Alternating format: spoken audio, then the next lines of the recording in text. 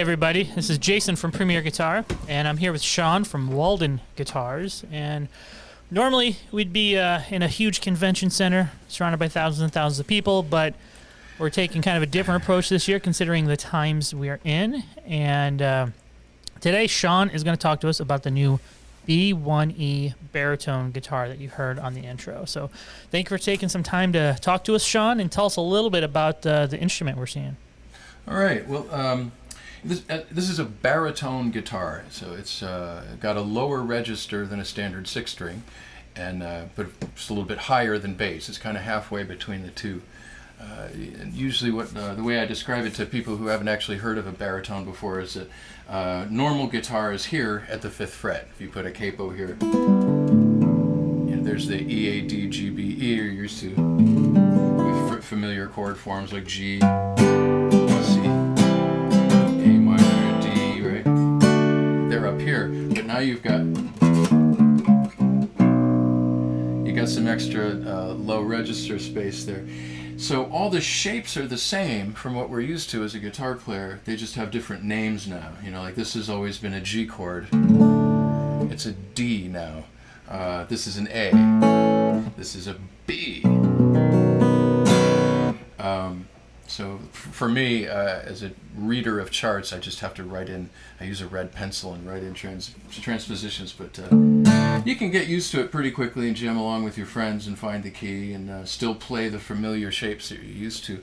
But it's a little longer, it's a little deeper, and it's got some features that work to make and that one thing I all wanted work. to, as I'm watching you play, normally when I see people play baritone guitars, they seem to reach a little further with their fretting hand.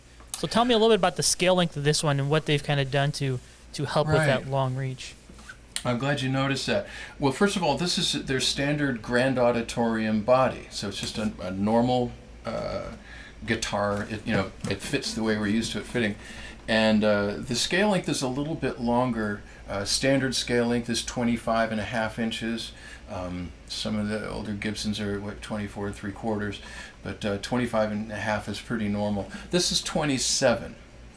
I've seen 29s out there. The frets get a little too far apart, and it is a reach.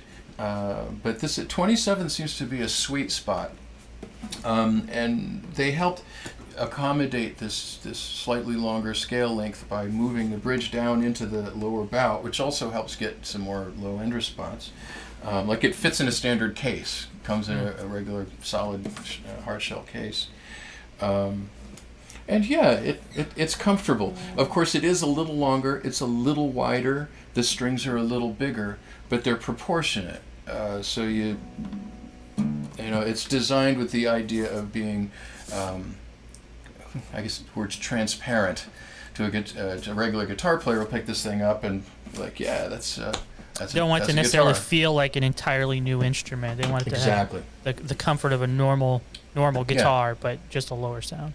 Yeah, but it speaks clearly as a baritone because of some of the other features that we'll talk about. Yeah, let's talk about first of all those sound holes, and then after that I want to hear you kind of demonstrate some of the lower register stuff because that's really what, if you're interested in baritone guitar, that's really what you're after, you know.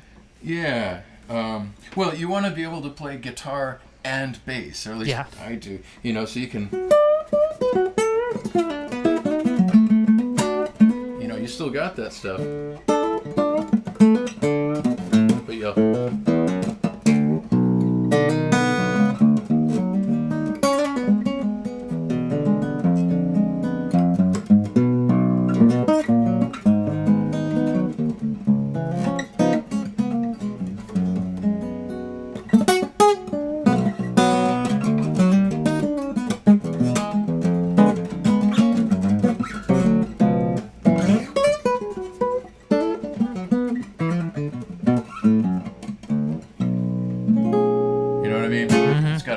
All the way up and down, it's got a nice even voice. And yeah, you notice the sound hole is in a different place. That's not a gimmick, although it does look pretty cool. The reason is, again, because of the longer scale length, the lower register, lower frequencies have a longer wave, where high frequencies have a shorter wave. So just as, say, a violin body is, only needs so much wood to resonate those frequencies. Cello needs to be a bit longer, bass even more still. It just needs more wood to push that across. So by having a sound hole here, that's that much less wood vertically that's vibrating. So we moved it over to the side, so we have all of this space here that's moving the low register. And in fact, so putting it over here meant we had the hole had to be a little smaller. So there's a little port over here on the side to assist. We experimented with different placements and sizes and landed on a pretty optimal breathing space right here. And it sounds wonderful. And if you look inside of this hole here, you'll see one of the signature Walden things that you never see on a production line guitar: low mass bracing, where the braces that are stabilizing the top and supporting the string tension, those braces have holes cut in them, strategic little triangle holes. It looks like a bridge trestle or something on the side. So it's very stable, but it has a lower mass, so the strings don't have to work as hard to vibrate the top. So between the low mass bracing and a double X pattern, not a single X like in most, there's an X right here and another one down here, both using, both using the low mass bracing. And also on the neck, behind the solid rosewood fingerboard and bridge, like all Walden guitars have, there are graphite rails reinforcing the neck to keep it nice and stiff, and to help translate more of the sonic energy to the top. So this is doing all the work. There's no damping effect here. It's not going to twist on you. So all these little things, again, they're not gimmicky or sales features. They're all decisions that were made to try to make this a good sounding and musically pleasing instrument. And tell me what kind of wood we have, like on the top and sides and the neck. Oh yeah, this is of course a solid spruce top and rosewood back and sides. The nice spine detail and wood bindings. Abalone around the rosette, mahogany neck. Got the tuners are 18:1 ratio. Some of the higher end Walden guitars use the Graphtec ratio tuners, which are very cool. But because of the difference in the string tension, that didn't make any sense on this guitar. 18:1 is a good setup for these. And D'Addario strings. It's got a Fishman Precis Plus T electronics, where you have a notch and a phase, which can help with onstage feedback issues, volume control. And there's, with a notch in the middle, these sliders for cut and boost. There's bass, a selectable contour frequency, treble, and brilliance. And there's a tuner. You can just flip it open right here to get the battery out. There we go. So these are available now, correct? They are. Of course, Walden launched the reawakening of the new brand in the middle of a global pandemic. Terrible timing, but no time like the present. People are playing guitars and practicing. I know I am.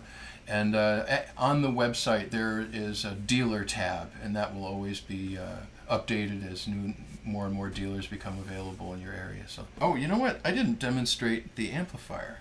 Oh yeah, let's hit that. The amplified sound. So, as I was talking about the Fishman Precis, it sounds like this. This is just a Roland keyboard amp that's on in the room, not on a separate mic or something. It's just, so here's the unamplified sound.